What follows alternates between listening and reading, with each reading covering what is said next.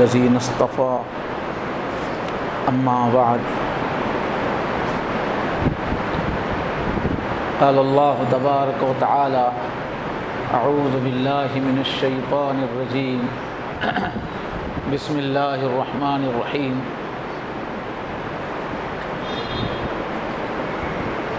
أفغير دين الله يبغون وله أسلم من في السماوات والأرض صدق الله العظيم اللهم صل على سيدنا محمد وعلى آل سيدنا محمد وبارك وسلم اللهم صل على سيدنا محمد وعلى آل سيدنا محمد وبارك وسلم اللهم صل على سيدنا محمد وعلى آل سيدنا محمد وبارك وسلم۔ بہت ہی احترام کے قابل، بڑی عزت اور اکرام کے لائق بزرگوں، عزیزوں اور دوستوں، گزشتہ جمعہ اللہ کی طرف پلٹنے، توبہ کرنے اور اپنی آخرت کی فکر کرنے پر توجہ دلائی گئی تھی۔ گویا وہ دلوں کو نرم کرنے سے متعلق بیان تھا۔ اب خیال ہوا ہے کہ تھوڑا ایک علمی موضوع لیا جائے، اس لیے کہ یہ جو زمانہ ہے علم کا زمانہ ہے، نالج کا زمانہ ہے۔ ساری دنیا میں سب لوگ پڑھنے لکھنے میں لگے ہوئے ہیں اور نئی نئی سوچ کو دعوت دیتا ہے زمانہ۔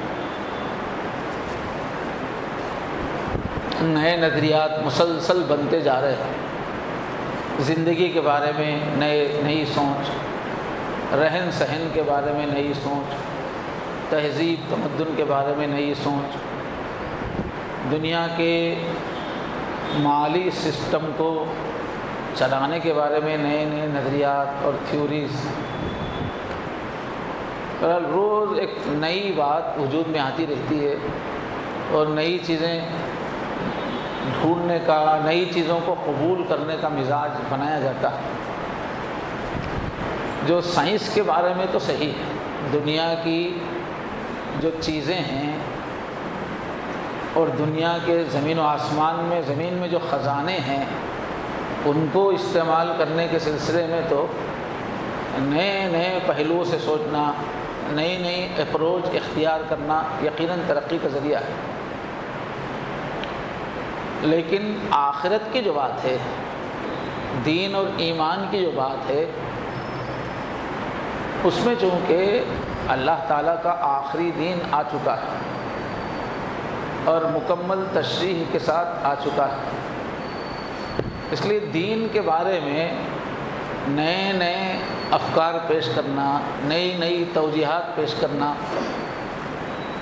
اور زمانے میں جو نئے نئے نظریات دنیا والوں کے ذہن میں آ رہے ہیں، ان کا اثر قبول کر کے اور یہ دیکھ کر کے لوگ اس سے بہت متاثر ہو رہے ہیں۔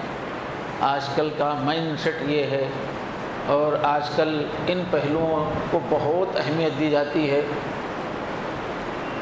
تو نئے نئے نظریات کو ذہن میں رکھ کر دین کی تشریح کرنا، دین لوگوں میں پیش کرنا گمراہی کا سبب ہے۔ اس لیے کہ دین کے بارے میں تو بالکل ہر چیز محفوظ کر دی گئی۔ تو اس دور میں جگہ جگہ دین اسلام کو پیش کرنے کے لیے مختلف مفکرین وجود میں آئے، مختلف فرقے بھی وجود میں آئے، گمراہ فرقے۔ وہ سب اسی بات کا نتیجہ ہے کہ دنیا میں جو سوچ چل رہی ہے، جس چیز کا غلبہ ہو رہا ہے، اس کو پڑھ کر، اسی ماحول میں رہ کر جو لوگ متاثر ہوئے، انہوں نے پھر اپنے اسی انداز میں پھر دین کو پیش کرنا شروع کیا، اور پھر جن لوگوں کا ذہنی سانچہ پہلے ہی سے متاثر تھا، انہوں نے ویسی ہی تشریح قبول کی، جس کے نتیجے میں دین کی صحیح تصویر ان پر چھپ گئی، جو خوبیاں پیدا ہونا ہے وہ خوبیاں پیدا نہ ہو سکیں، اور بڑی بڑی غلطیاں ان کے عمل میں، ان کی سوچ میں آ گئی، گمراہی ہو گئی۔ تو اس دور کے ہمارے بہت بڑے مفکر گزرے ہیں مولانا ابو الحسن علی ندوی، ساری دنیا میں ان کی فکر کو، ان کی وسعت نظر کو مانا جاتا ہے۔ تو انہوں نے ایک مختصر گائیڈ بک لکھی، جامع ایک چھوٹی سی کتاب، یہ نئے نئے ذہن سے متاثر ہونے والوں کے لیے۔ تو اس میں ایک مضمون ہے کہ اسلام کا جو عقیدہ ہے، اسلام کا جو عقیدہ ہے، جو سوچ ہے، اس کی خصوصیات کیا ہیں، ان خصوصیات کا لحاظ ہونا چاہیے دین کو سمجھنے میں اور سمجھانے میں۔ ایک آدمی دین کے بہت سارے کام کر رہا ہے لیکن اس کو دین کی بیسک سمجھ نہیں ہے تو گمراہ ہو جائے۔ تو کئی لوگ زبردست کام کرتے رہتے ہیں، امت کے فائدے کا کام، ترقی کا کام، کچھ دین کو پھیلانے کا کام، مگر دین کا مزاج ذہن میں نہیں رہنے کی وجہ سے ان کے ذریعے اچھائی کے ساتھ ساتھ برائی بھی پھیل جاتی ہے، جو اللہ رسول نہیں چاہتے وہ باتیں پھیل جاتی ہیں۔ چنانچہ اس موضوع پہ آج تھوڑی گفتگو کرنا ہے۔ اگرچہ سامعین میں ویسے لوگ بہت کم ہیں، جب سے میں نظر ڈال رہا ہوں، میں جو باتیں بولنا چاہ رہا ہوں وہ کس کو اچھی لگیں گی تو وہ مجمع نظر نہیں آ رہا ہے، کچھ ہی احباب، اس لیے کہ پڑھے لکھے لوگوں کو اور صاحب فکر لوگوں کو فرصت نہیں ہے کہ وہ زیادہ وقت جماعت میں نکال سکے۔ لیکن بہرحال دین کا ہر پہلو آتا رہے، یہ ہماری سوچ ہے، چاہے سوچنے والے سمجھنے والے کم ہوں یا زیادہ ہوں، ہر موضوع ہر ایک کو سمجھ میں نہیں آتا۔ ایک ہی موضوع جب بیان کیا جاتا ہے بعض لوگوں کو بہت اچھا لگتا ہے اور بعض لوگوں کو بالکل اس میں دلچسپی نہیں ہوتی، ایسا بار بار تجربہ۔ تو لوگوں کے مزاج کے اعتبار سے تو بات نہیں کی جا سکتی، دین کو ہر پہلو سے پیش کرنے کی ضرورت ہے، اس کے ہر پہلو کو۔ تو بہرحال دنیا میں ہر زندہ چیز کا ایک خاص مزاج ہوتا ہے اور اس کی خصوصیات ہوتی ہیں۔ ایسے ہی قوموں کی بھی خصوصیتیں ہیں، دنیا میں مختلف قومیں ہیں، ہر قوم کی اپنی الگ الگ خصوصیتیں ہیں۔ ایسی ہی دنیا میں مختلف مذاہب پائے جاتے ہیں، ہندو دھرم ہیں، بودھ دھرم ہیں، عیسائیت ہے، کئی مذاہب ہیں۔ ہر مذاہب کی، ہر مذہب کی الگ الگ خصوصیت ہے، ان کا اپنا ایک رنگ ہے۔ تو دین کی چھوٹی چھوٹی تفصیلات کو سمجھنے سے پہلے ہمارے دین اسلام کا مزاج کیا ہے، ہمارے عقیدوں کا مزاج کیا ہے، خصوصیات کیا ہیں، اس کو ہم سمجھے ہوئے رہیں گے تو مختلف رنگا رنگی باتوں سے ہم بھٹکیں گے نہیں، خصوصیات کا پتہ ہو ہمارے دین۔ تو دین اسلام کی یا ہمارا جو عقیدہ ہے، اللہ ایک ہیں، اور اللہ کے بارے میں جو تفصیلات بتائی ہیں حضور پاک نے، فرشتوں کے بارے میں جو تفصیلات بتائی ہیں، جنت کے بارے میں جو تفصیلات بتائی ہیں، قیامت کے بارے میں جو تفصیلات بتائی گئی ہیں، آخرت کے بارے میں جو تفصیلات بتائی گئی ہیں، اور دنیا کی زندگی کے بارے میں بھی جو سوچ بتائی گئی ہے، تقدیر کی جو بات بتائی گئی ہے، تو جو عقیدہ ہے اسلام کا، اس کی بھی خصوصیات ہے دین اسلام کی۔ پہلی خصوصیت اسلام کی یہ ہے کہ ہمارے دین کی بنیاد وحی پر ہے، یعنی اللہ کا بھیجا ہوا دین ہے، اور اللہ نے اپنے منتخب بندوں اور نبیوں کو یہ بتایا ہے۔ اور پھر ہمارے نبی حضرت محمد صلی اللہ علیہ وسلم پر وہ اللہ کی طرف سے وحی آنے کا سلسلہ ختم ہو گیا۔ تو یہ دین پورا کا پورا اللہ کا بتا ہوا ہے۔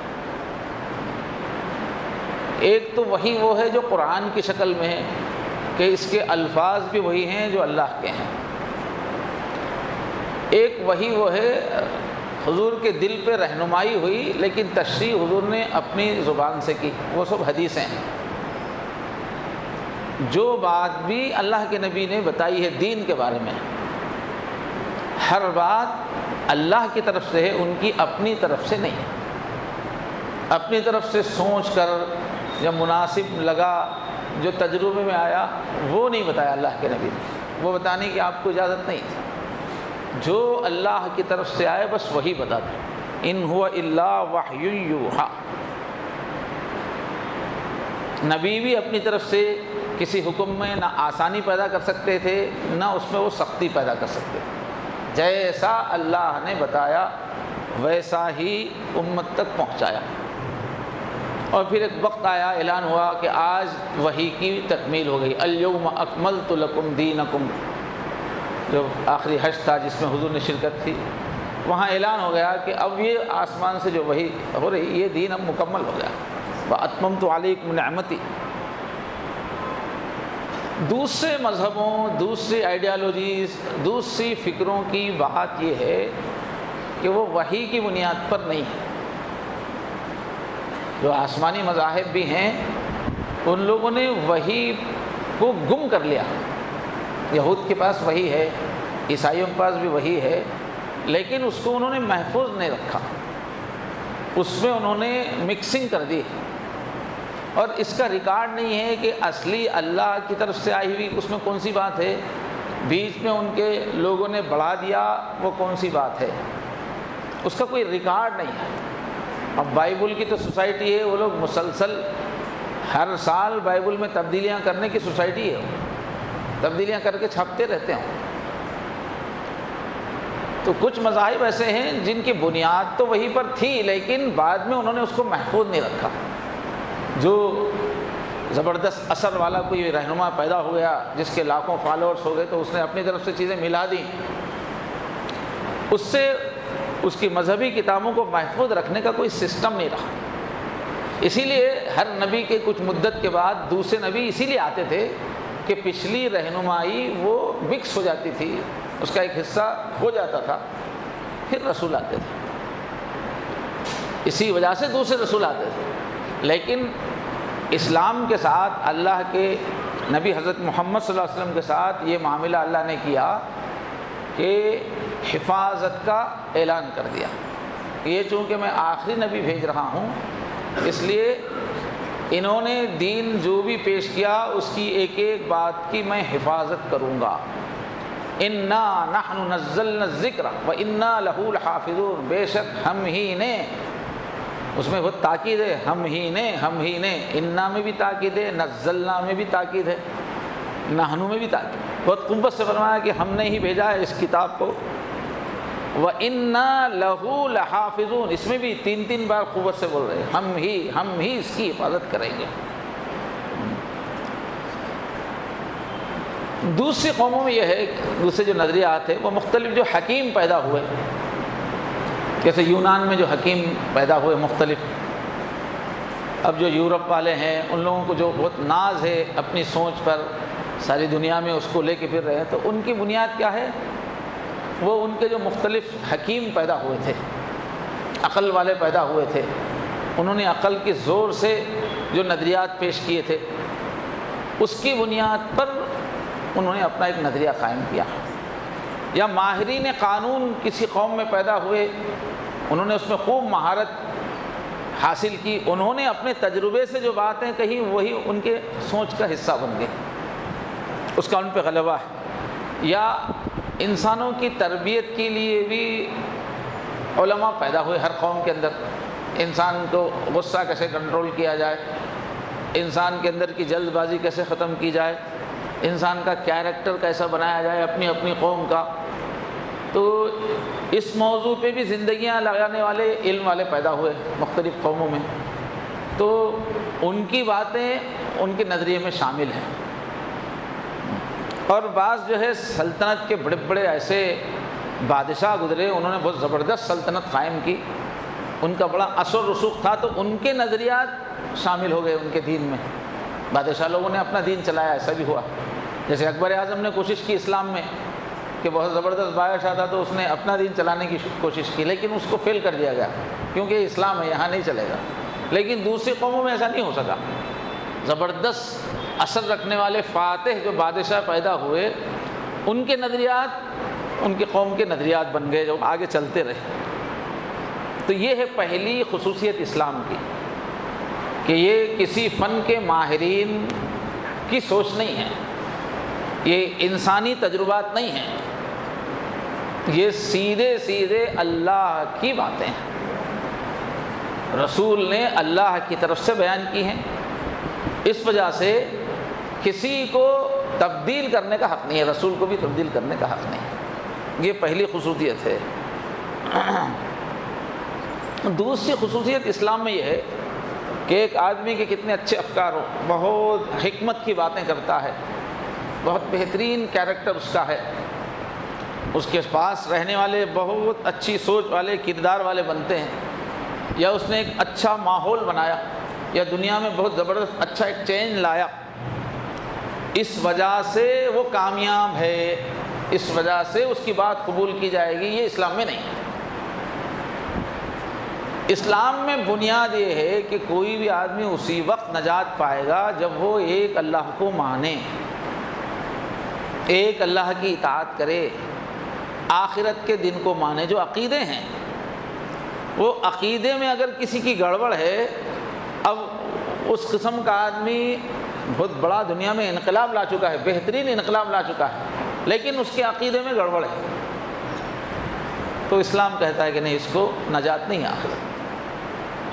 آپ اپنی فکر سے، آپ اپنی محنتوں سے کچھ بھی کر لیں دنیا میں، لیکن چونکہ اللہ کے بھیجے ہوئے جو عقیدے ہیں اس سے ہٹ کے آپ کا عقیدہ، اس لیے آپ کو نجات نہیں ہے۔ چاہے آپ کے اخلاق کتنے اچھے ہوں، چاہے دنیا میں کتنی بہترین تبدیلی آپ سے آئی ہو، وہ نہیں دیکھا جائے گا۔ عقیدہ نہیں ہے تو اس کی قیمت نہیں ہے۔ اس کی ایک نمایاں مثال ہے حضرت ابراہیم علیہ السلام کا جملہ قرآن مجید میں، کہ حضرت ابراہیم علیہ السلام کی جو عام طبیعت تھی، بہت نرم طبیعت تھی، انہو لحلیم، ان ابراہیم لحلیم اواہ، فرمایا بہت نرم دل تھے، آہیں بھرتے رہتے تھے، بہت ٹھنڈی طبیعت کے تھے، برداشت والے تھے، لیکن ان کی تعلیم کیا ہے کہ دین کے بارے میں جو بھی دین سے ہٹ کے بات کرے اس سے ہم بری ہیں۔ تو فرمایا قد کانت لکم اسوۃ حسنۃ فی ابراہیم والذین معہ، اللہ نے فرمایا کہ تمہارے لیے بہترین نمونہ ہے حضرت ابراہیم کی زندگی میں، ان کے کیریکٹر میں، جبکہ انہوں نے اور ان کے ساتھ کے لوگوں نے، اطراف کے جو لوگ تھے، فکر والے، الگ الگ نظریات پیش کرنے والے، ان سے کہا تھا انا براء منکم، ہم تم سب سے بری ہیں، اور تم جن جن چیزوں کی عبادت کرتے ہو ہم اس سے بری ہیں۔ کفرنا بکم، ہم تمہارا انکار کرتے ہیں، وبدا بیننا وبینکم العداوۃ والبغضاء، تمہارے اور ہمارے درمیان دشمنی ہے۔ تو زور اس پہ، مکے والے بھی آ کے کہتے تھے حضور سے کہ آپ بہت اچھے خاندان کے ہیں، آپ کے ذریعے سے عرب قوم میں اتحاد ہو سکتا ہے، آپ جو ہے اخلاقی برائیوں کے بارے میں مہم چلائیے، شراب نہیں پینا، گناہ نہیں، وہ زنا نہیں کرنا، ہم ساتھ دیں گے آپ کا۔ اور ہمارے اطراف کے جو علاقوں میں ایران اور روم کا غلبہ ہے، آپ وہ بات چلائیے، قوم متحد ہو کے غلبہ ٹائم ہم ساتھ دیں گے۔ لیکن یہ آپ یہ جو کہہ رہے ہیں کہ ایک ہی اللہ کی عبادت ہو، مورتی پوجا نہ ہو، اس کو ایک چھوڑ دیجیے آپ۔ ابو جہل نے آ کے کہا اے محمد آپ ایک بات کیا، حضور نے فرمایا تھا میں ایک بات کہتا ہوں مان لو۔ تو ابو جہل نے کہا اے محمد آپ ایک بات نہیں، آپ 100 بات کہیں گے تو ہم مانیں گے، لیکن یہ ایک بات مت بولیے۔ وہ لوگ باقی سب چیزیں ماننے کے لیے تیار تھے، لیکن توحید کی بات ماننے کے لیے تیار تھے، تو ان کی بات کو قبول نہیں کیا، کوئی اتحاد قائم نہیں کیا گیا۔ ایسے ہی وقت کا تقاضا تھا، مکے والوں نے آ کے کہا تھا کہ بہت دن سے جو گھر گھر میں لڑائیاں جھگڑے وگڑے سب چل رہے ہیں، ایسا کریں گے کہ آپ تھوڑا آپسی خوشگوار تعلقات کے واسطے، یہ سختی کا ماحول ختم ہونے کے واسطے آپ تھوڑا سا کیا کریں کہ تھوڑا سا اپنی بات میں تھوڑا آپ نرمی پیدا کیجئے، تھوڑا ہم بھی اپنی بات میں نرمی پیدا کر دیں، شدت کم ہو جائے دو طرف سے۔ تو پھر حضور پہ سورہ کافرون نازل ہوئی۔ آپ کہہ دیجئے کافروں سے، قل یا ایھا الکافرون لا اعبد ما تعبدون، جس کی عبادت تم کرتے ہو اس کی عبادت میں کبھی کرنے والا نہیں ہوں، ولا انتم عابدون ما اعبد، اور میں جس کی عبادت کر رہا ہوں اس کی عبادت تم کبھی کرنے والے نہیں ہیں، لکم دینکم ولی دین، تمہارے لیے تمہارا دین ہے، ہمارے لیے ہمارا دین ہے۔ یہ بالکل مکے کے آخری دور میں جب مفاہمت کی کوششیں ہو رہی تھی، سارا مکہ دشمن تھا اور صحابہ کے لیے جینا مشکل تھا سب وطن، مگر اس میں کوئی کمپرومائز نہیں کہ ہم عقیدے کے بارے میں تھوڑی آپ کی بات مان لیں، تھوڑا آپ کے جھنڈے کو، آپ کے اس کو، آپ کی علامتوں کو ہم احترام کریں، نہیں۔ ایک مرتبہ حضرت عباس رضی اللہ عنہ نے پوچھا، حضور کے چچا زاد بھائی ہیں، اب حضور کے چچا ہیں ابن عباس، حضرت عباس، اب حضرت عباس کے اور ایک بھائی ہیں ابو طالب، حضور کے چچا، جنہوں نے حضور کا بہت ساتھ دیا، پورے کفار کے مقابلے میں اکیلے وہ چچا کھڑے ہوئے تھے، 10 سال تک حضور کو لوگ کچھ نہیں کر سکے۔ جس سال چچا کا انتقال ہوا اسی دن سے حملہ شروع ہو گیا، اس سال کو حضور نے غم کا سال نام رکھا۔ ہر موقع پر چچا آڑ بن جاتے تھے ابو طالب، اور ان کی ہمت سے آپ آسانی سے اسلام پھیلا رہے تھے، تو ان کا بہت سپورٹ ہے اسلام کی ابتدائی زمانے میں وجود میں باقی رہنے کے لیے۔ تو ان کے بارے میں پوچھا، اور خوبیاں بھی تھیں ان کے اندر بہت ساری۔ تو عباس نے پوچھا کہ جو آپ کے چچا ابو طالب ہیں ان کا کیا ہوگا، ان کے لیے جنت ہے یا جہنم ہے، اتنا آپ کا ساتھ دیا انہوں نے۔ تو حضور نے فرمایا بس میری انہوں نے جو تائید کی ہے اس کا اتنا فائدہ ہوا کہ جہنم کی گہری آگ سے کھینچ کر ہلکی آگ میں لے کے آ سکتا ہوں، جہنم سے باہر میں نہیں لا سکتا۔ تو اتنا ان سے فائدہ ہوا اسلام کو، لیکن اسلام کا زور یہ ہے کہ اللہ کو ایک ماننا پڑے گا، بنیادی عقیدہ لازم ہے، اس کے بغیر آپ سے کتنا اسلام کو فائدہ پہنچے، انسانیت کو فائدہ پہنچے، نجات نہیں ہے۔ یہ ہمارے اسلام کی خصوصیت ہے کہ عقیدے پہ زور دیتا ہے۔ اب دنیا میں ایک سے بڑے نظریات والے پیدا ہوئے، دنیا میں بڑے چینجز انہوں نے لائے، لیکن اسلام یہ کہتا ہے کہ نہیں، عقیدہ صحیح ہونا چاہیے اللہ کے بارے میں، قیامت کے بارے میں۔ ایسی ابن جدعان نام کا ایک شخص گزرا ہے کفار مکہ میں، بہت نیکی میں مشہور تھا وہ آدمی، غریبوں کی خدمت کرنا، لوگوں کو انصاف دلانا، صلہ رحمی کرنا، اور حضور نے تعریف بھی کی تھی ابن جدعان۔ تو حضرت عائشہ نے پوچھا کہ قیامت میں اس کا کیا ہوگا، اس کی یہ نیکیاں کیا اس کی نجات کا ذریعہ بنیں گی؟ تو حضور نے فرمایا نہیں، اس شخص نے ایک مرتبہ بھی یہ نہیں کہا رب اغفر لی خطیئتی یوم الدین، قرآن مجید کی ایک آیت کا ٹکڑا ہے، اے اللہ قیامت کے دن میری غلطیوں کو معاف فرما۔ کہا کہ انہوں نے، ان کے اندر اتنی اچھائیاں تھیں لیکن انہوں نے مغفرت طلب نہیں کی، اس لیے نجات نہیں۔ تو یہ بات سمجھنے کی ضرورت ہے کہ جو عقیدہ اللہ نے رسول نے دیا ہے اس کی پابندی ضروری ہے۔ اب ہوا یہ تھا کہ ایک عرصے میں ایران کے امام خمینی جو ہے نا، ان کی وجہ سے زبردست امریکہ کے خلاف انقلاب آیا، اور تیزی سے دوسرے مسلم ملکوں میں بھی شیعت پھیلنے لگی،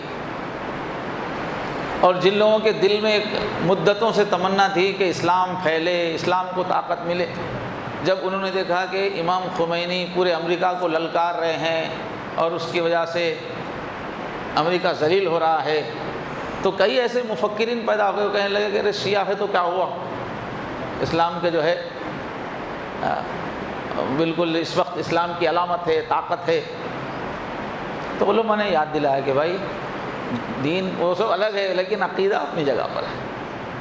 تو یہ اسلام میں ہے کہ بظاہر کتنا ہی فائدہ ہو جائے لیکن عقیدہ صحیح ہونا ضروری ہے۔ اب یہاں تو مسلمانوں کا ہی ایک فرقہ ہے، کفر کی بات نہیں ہے، لیکن جو کافر ہیں ان کے بارے میں تو کوئی بھی نرمی کی بات نہیں ہے۔ اب بھی جو ہے شیعی حضرات کی وجہ سے ماشاءاللہ بہت کچھ اسلام کی طاقت کا ظہور ہو رہا ہے، اس پہلو سے اس کو پسند کیا جائے گا، لیکن اس زور میں ہم لوگ بھی شیعہ ہو جائیں ایسا نہیں ہوگا۔ کوئی اسلام کی طاقت کا ذریعہ بن رہا ہے، ہم اچھا چاہیں گے، خوش ہوں گے، دعا دیں گے، ایمان والے ہیں، ان کے ایمان کی اور ان کی دعائیں بھی کریں گے، سب ایمان والوں کے سب اسلام والے ہیں۔ لیکن یہ کہ کچھ بھی عقیدہ ہو، بس جس کی ہوا چل رہی ہے ہم بھی ادھر ہوا چلانے لگے، ایسا نہیں ہے۔ عقیدہ کہاں سے لیا جائے گا؟ قرآن سے لیا جائے گا، حدیث سے لیا جائے گا، محفوظ سورسز میں جو عقیدہ ہے بس وہی لیا جائے گا۔ تو عقیدے کی بڑی اہمیت ہے اسلام میں، کوئی آدمی کتنا مفید بن رہا ہے اس سے کوئی مطلب نہیں ہے۔ اور انبیاء کی جو محنت تھی اسی رنگ میں دین کی محنت کرنا ہے، جس کو بھی دین اسلام کو پھیلانا ہے انبیاء کے رنگ میں ہی پھیلانا ہے، اپنے دوسرے مقاصد کے ساتھ نہیں۔ تو انبیاء زندگی بھر جو محنت کرتے تھے، صحابہ نے جو محنت کی ہے، ان کا بالکل یہ مقصد نہیں تھا کہ دنیا کچھ حاصل ہو جائے، اپنی عرب میں حکومت ہو جائے، عجم میں حکومت ہو جائے، سلطنت مل جائے، اپنی قوم کو عزت مل جائے،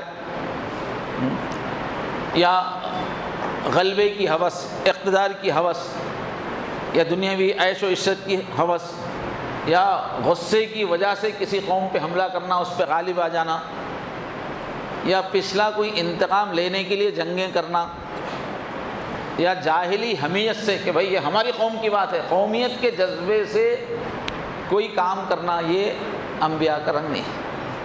ہماری قوم ہے، ہم مسلمان ہیں، ہم لوگ اوپر آنا، یہ سمجھ کے آپ کچھ بھی کرو، یہ نبیوں کی محنت نہیں۔ قومی جذبے سے، جاہلیت سے، عصبیت سے، انتقام کے جذبے سے، دنیا میں حکومت پانے کے جذبے سے جو بھی کام کیا جائے گا وہ نبیوں کی ترتیب نہیں ہے۔ دین پھیلانے کے پیچھے بھی اس قسم کے جذبے رہیں کہ ہماری حکومت قائم ہو جائے، ہمارا علاقے میں دبدبہ ہو جائے، یہ رنگ ہے تو وہ بھی نبی کا طریقہ نہیں ہے۔ صرف اللہ کی رضا کے لیے کام ہونا چاہیے۔ طائف کے موقع پر جب کفار نے آپ کے اوپر سخت حملہ کیا، پتھر برسائے، اس وقت کی جو دعا ہے اس میں کیا ہے جملہ؟ اِلَّمْ يَكُمْ بِكَ غَضَبٌ عَلَيَّ فَلَا أُبَالِي، اللہ آپ میرے اوپر غصہ نہیں ہے تو مجھے یہ ساری تکلیفوں کی کوئی پرواہ نہیں۔ اس وقت بھی بول رہے ہیں کہ یا اللہ مجھے غلبہ چاہیے، نہیں بول رہے ہیں اگر یہ جو کچھ بھی ہو رہا ہے اس وقت مجھے برداشت ہے، بس مجھے اتنا معلوم ہو جائے آپ غصے میں نہیں ہیں، آپ ناراض نہیں۔ تو اللہ کی رضا کے لیے غیر ان عافیت کا یہ اوصولی، ہاں آپ اگر مجھے عافیت بھی دیں تو وہ میرے لیے زیادہ کھلی چیز ہے، لیکن مجھے اصل یہ معلوم کرنا چاہیے آپ کہیں ناراض تو نہیں ہے آج کے دن میرے سے۔ ایسے ہی نوح علیہ السلام ہیں، انبیاء کے سامنے یہ بھی نہیں ہوتا کہ کسی طرح ہماری بات پھیل جائے، اب بات کو پھیلانے کے چکر میں اس کے اندر سامنے والوں کا لحاظ کرتے ہوئے بات کو ہلکا کر دینا، اب ایسا چلے گی تو وہ کام چلے گا نہیں، اس لیے ہلکا کرو ذرا دعوت کو، مزاجوں کا بہت ریا، یہ سب نہیں ہے اسلام میں۔ تو حضرت نوح علیہ السلام کے بارے میں فرمایا فَلَبِثَ فِيهِمْ أَلْفَ سَنَةٍ إِلَّا 50 عَامًا، کہ 1000 سال وہ اپنی قوم میں کام کرتے رہے، 50 سال کم، یعنی 950 سال، اور رزلٹ کیا آیا؟ اتنے 1000 سال 950 سال محنت کرنے کے بعد رزلٹ کیا آیا؟ قرآن خود کہتا ہے وَمَا آمَنَ مَعَهُ إِلَّا قَلِيلٌ، ان کے ساتھ مٹھی بھر لوگ ہی ایمان لائے۔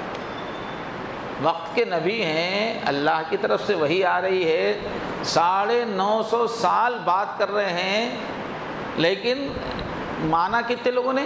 مٹھی بھر لوگوں نے۔ وما آمن معه الا قلیل، اور اللہ نے اتنے لوگ ایمان پہ آئے، لیکن اللہ نے قرآن مجید میں اعلان کیا کہ یہ کامیاب نبی ہیں، اور اللہ نے ان کو شاباشی دی، وَتَرَكْنَا عَلَيْهِ فِي الْآخِرِينَ سَلَامٌ عَلَى نُوحٍ فِي الْعَالَمِينَ، کہ نوح کی دعوت کو ہم نے ان کی اولاد میں آگے بھی چلایا، اور سلام ہو نوح پر، سلام پیش کر رہے اللہ تعالیٰ. حالانکہ کتنے لوگ ایمان لائے؟ قرآن کہہ رہا ہے وَمَا آمَنَ مَعَهُ إِلَّا قَلِيلٌ. تو زمانے کا رنگ دیکھ کے دین کی ایسی تشریح شروع کر دینا کہ زیادہ سے زیادہ لوگ ماننے والے بن جائے، یہ نبی کا طریقہ نہیں ہے. چاہے کوئی مانے کوئی نہ مانے، جو اللہ رسول نے بتایا ہے بس وہی بولنا ہے.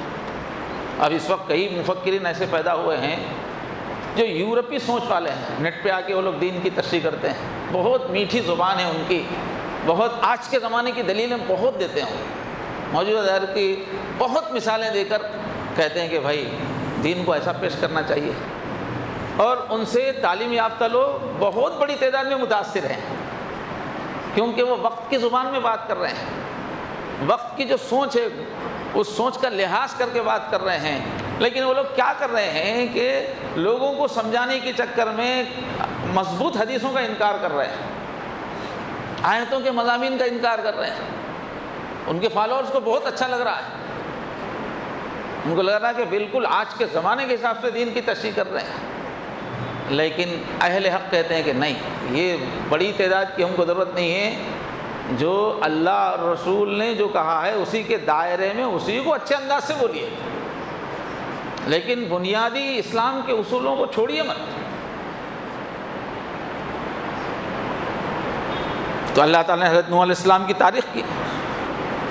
یہ بات نہیں ہے کہ بس اکیلے بن کے رہو، کوئی نہ مانے، بس اپنی چھوٹی سی 1.5 اینٹ کی مسجد بنا کے رہو، مسلمانوں کو عزت ملے، طاقت ملے، اس کا خیال مت رکھو. ایسا نہیں ہے، اس پہ بھی توجہ ہے.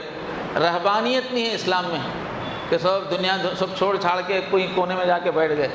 دنیا کو لے کے چلنا ہے، لوگوں کو لے کے چلنا ہے، اور اسلام کی، مسلمانوں کی طاقت کے لیے کوشش اور فکر کرنا ہے. بلکہ اللہ نے وعدہ کیا تھا صحابہ سے کہ تم میں سے جو ایمان والے ہیں، اللہ ان سے وعدہ کرتے ہیں کہ زمین میں ان کو ہم اقتدار دیں گے، لَيَسْتَخْلِفَنَّهُمْ فِي الْأَرْضِ، دنیا میں ہم کو حکومت دیں گے. تو حکومت حاصل ہو اسلام کو، یہ فکر غلط نہیں ہے، مگر اس کی بنیاد پر دین کی تشریح میں گڑبڑ ہو، اس کی اجازت نہیں ہے. تو عزت ملے، اقتدار ملے، یہ اسلام کی نظر میں یہ نتیجہ ہے. آپ اگر صحیح دین کی محنت کریں اس کے نتیجے میں عزت ملے گی، اقتدار ملے گا. لیکن اقتدار اور عزت کی خاطر دین پھیلایا جائے گا نہیں، یہ مقصد نہیں ہے، دینی محنتوں کا مقصد نہیں ہے. یہ انعام ہے اللہ کا، اللہ تعالیٰ کا وعدہ ہے کہ دین کی صحیح محنت کریں گے، دین پر صحیح عمل کریں گے تو اللہ اقتدار دیں گے. یہ وعدہ انعام ہے یہ، لیکن ہم اس کی خاطر نہیں کریں گے. تو اس دور میں کئی دنیا میں تحریکیں اٹھیں، ان لوگوں کا ذہن میں مقصود تھا حکومت قائم کریں گے کسی طرح سے. دین کی ایسی تشریح کرتے چلے گئے کہ اس میں حکومت حاصل کرنے کے پر زیادہ زور ہو گیا. اللہ سے تعلق مع اللہ، تزکیہ وغیرہ، اس پہ ذرا زور کم ہو گیا.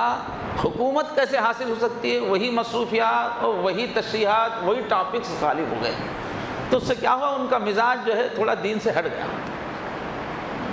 رات دن دین کی باتیں کر رہے ہیں مگر دنیا داری آ گئی، دنیا کی عظمت زیادہ آ گئی.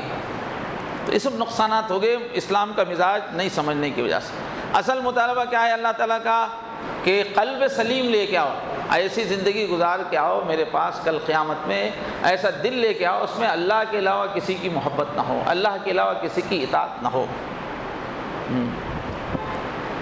کسی کو محبت میں شریک مت کرو. تو اللہ ذاتی زندگی میں ہم مکمل اللہ کے احکامات کی پابندی کریں، ہم اپنے ذات میں دین کو نافذ کریں، یہ اصل ہے. اس کے ساتھ ساتھ جیسے حالات موافق بنتے جائیں گے کام آگے بڑھے گا. مگر حکومت ہی کو ٹارگٹ بنا کے محنت کرنے سے بڑے ہنگامے ہوئے اور دین کی تشریحات میں بھی گڑبڑ ہو گئی.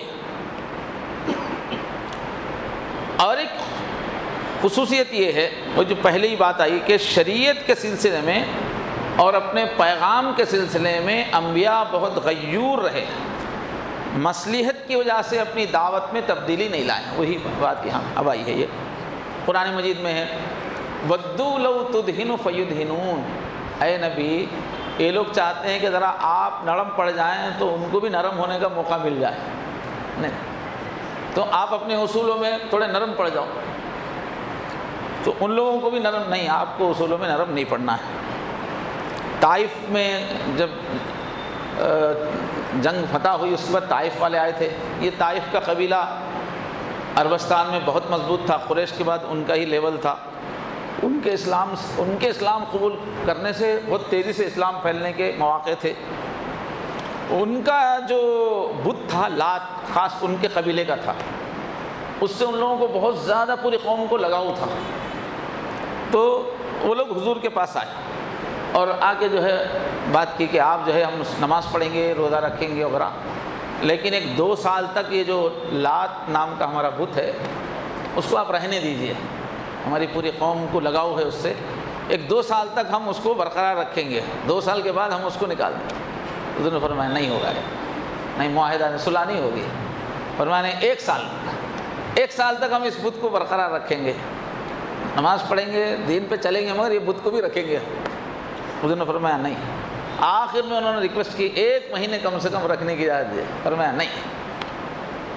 تو یہ ہے اپنے پیغام کے سلسلے میں کوئی مداہنت نہیں، کمزوری نہیں۔ جبلہ بن اہم ایک بادشاہ تھا غسان کا، اس نے اسلام قبول کر لیا، بڑی اسلام کے لیے وہ مصیبت بنا ہوا تھا، لیکن بعد میں اس نے اسلام قبول کر لیا۔ حضرت عمر رضی اللہ عنہ کے زمانے میں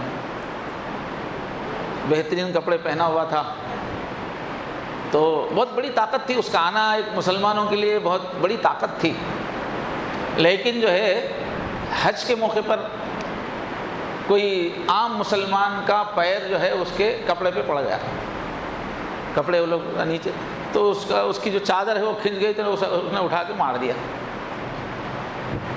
تو اب حضرت عمر رضی اللہ عنہ کو معلوم ہوا تو وہیں مقدمہ لگ گیا۔ حضرت عمر نے فرمایا کہ تم کو تھپڑ مارا ہے نا، تم اس کو جواب میں تھپڑ مار دو۔ اس نے کہا ارے میں تو بادشاہ ہوں، مجھے ایک عام آدمی تھپڑ مارے گا؟ تو حضرت عمر نے کہا کہ اسلام میں تو برابری، انصاف ہے، تھپڑ کا بدلہ تھپڑ ہے۔ تو پھر وہ جو ہے چپکے سے نکل گیا، پھر سے کافر ہو گیا، چلا گیا وہ، لیکن اس کو برداشت نہیں کیا گیا کہ انصاف کا یہ اصول ہے اسلام میں، بس وہ اصول پورا کیا جائے گا، چاہے تم اسلام پر رہو یا چلے جاؤ۔ بہرحال ایسے بہت سارے واقعات ہیں۔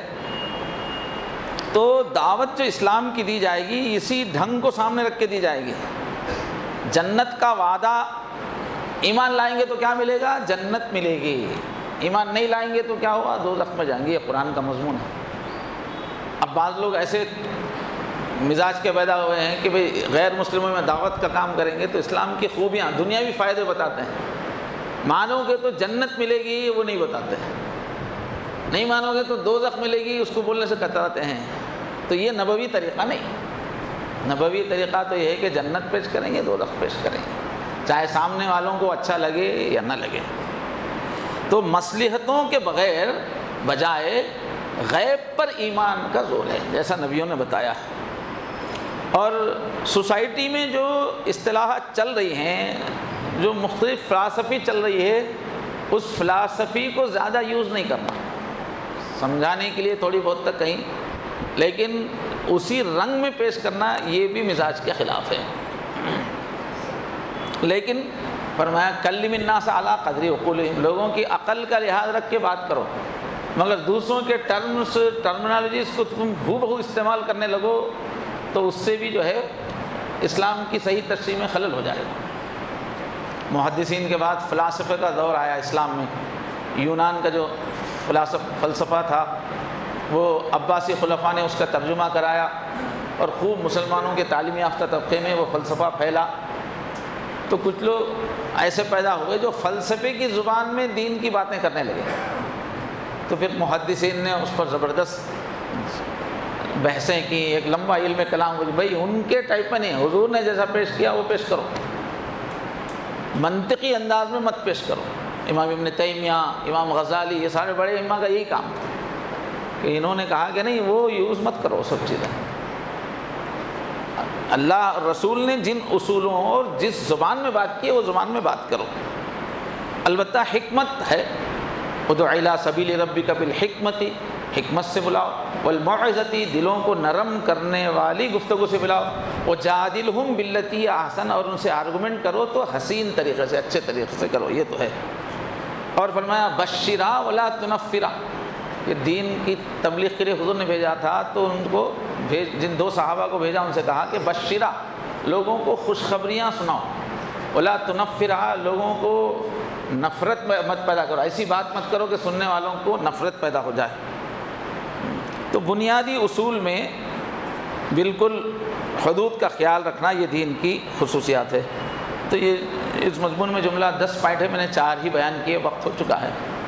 تو ضرورت اس بات کی ہے کہ فتنوں کا دور ہے، اس لیے بس نیٹ کھول دیا، جس کا چاہا اس کا بیانات سنتے بیٹھ گئے، تشریح سنتے بیٹھ گئے، بولنے والا بہت اچھے انداز میں بول رہا ہے، سائنٹیفک اصطلاحات استعمال کر رہا ہے، تو متاثر ہونا خطرے کی بات ہے۔ آپ اپنے علاقے میں دیکھیے کہ جو علم کے مضبوط قرآن حدیث کے ماحول میں جن کی زندگیاں گزری، ایسے مضبوط اہل علم جن کو سب اہل علم مانتے ہیں، ان کی کتابیں پڑھنا چاہیے اور انہی کی تشریحات تک محدود رکھنا چاہیے۔ نئی نئی چیزوں کی تلاش کے چکر میں گمراہ ہونے کا بہت زیادہ خطرہ ہے۔ اب جاتے جاتے اور ایک جو گزشتہ بات ہوئی تھی کہ بھائی ہم سب مل کر اس علاقے میں اتنی بڑی مسجد ہے، اتنے ماشاءاللہ اچھے کھاتے پیتے حضرات آتے ہیں، ہم لوگ دین اسلام کی خاص تعلیم کیا ہے، اللہ سے بھی محبت کرو اور انسانوں سے محبت کرو، انسانوں کی خدمت کرو۔ تو خدمت کے کام میں ہم سب حصہ لیں۔ ابھی ہفتہ اتوار بنگلور کا ایک دن کا اجتماع تھا، پھر اتوار کے دن میسور کا تھا۔ ماشاءاللہ وہاں کی سرگرمیاں بہت، ہمارے ایک شاگرد ہیں یہاں آتے رہتے ہیں وہ، تو انہوں نے یہاں سے جو فکر لی جانے کے بعد، جو لڑکیاں مرتد ہو رہی ہیں، تو تمل ناڈ ان کا اکیلے ہیں مگر کام ان کا تمل ناڈ اور بنگال اور کرناٹک اور آندھرا کے علاقوں میں چل رہا ہے۔ کتنی لڑکیاں جو غیر مسلموں کے ساتھ چلی گئی تھیں، ان کی تلاش کرنا اور ان کو سمجھانا اور ان کے مسائل کا حل کرنا، اس لیے کہ وہ جو جاتی ہیں وہ خدمت زندگی کی مجبوریوں کی وجہ سے جاتی ہیں۔ تو ماشاءاللہ اس ایک شخص نے ایسا ماحول بنایا کہ کتنی ہی لڑکیوں کو واپس اسلام میں لانا، پھر ان کے لیے جگہ جگہ انہوں نے تعلیم کے لڑکیوں کے مراکز قائم کیے جہاں رکھ کے ان کو، اور ایک عمارت کا بھی میں گیا تھا تو افتتاح کا اس میں بتایا انہوں نے لے جا کے۔ تو جو بے آسرا اور لڑکیاں تھیں اسلام سے چلی گئی تھیں، ان کو انہوں نے باضابطہ گھر خرید کے دیا، پورا ایک بلڈنگ پوری خریدی، اس میں ان کو بسایا ہے، تعلیم کا مرکز بھی ہے، اوپر رہائش گاہ بھی ہے۔ ایسے ہی بہت ساری عورتیں یہ جادو ٹونا یا یہ جو آسیب جنات کے نام پہ بہت گمراہ ہو رہی ہیں، جا کر جو ہے غیر مسلم سادھوؤں کے پاس چلے جانا، کہاں کہاں چلے جا رہی ہیں، وہ اسلام چھوڑ رہی ہیں، مزاروں پہ جا کے مدتوں پڑی رہتی ہیں، جہاں علاج کا وہاں چلے جاتی ہیں۔ ماشاءاللہ انہوں نے ایک ان کے لیے آسرا گھر بنایا، نیچے مردوں کے لیے، مردوں میں جتنے بھی آسیب زدہ پاگل نفسیاتی مریض ہیں ان کو نیچے بنایا، اوپر پھر لڑکیوں کے لیے انہوں نے رومز بنائے ہیں کہ وہ اپنے ایک پرہیز کرنے وہ ساتھ رہنے والے کے ساتھ ایک ایک روم بنایا انہوں نے۔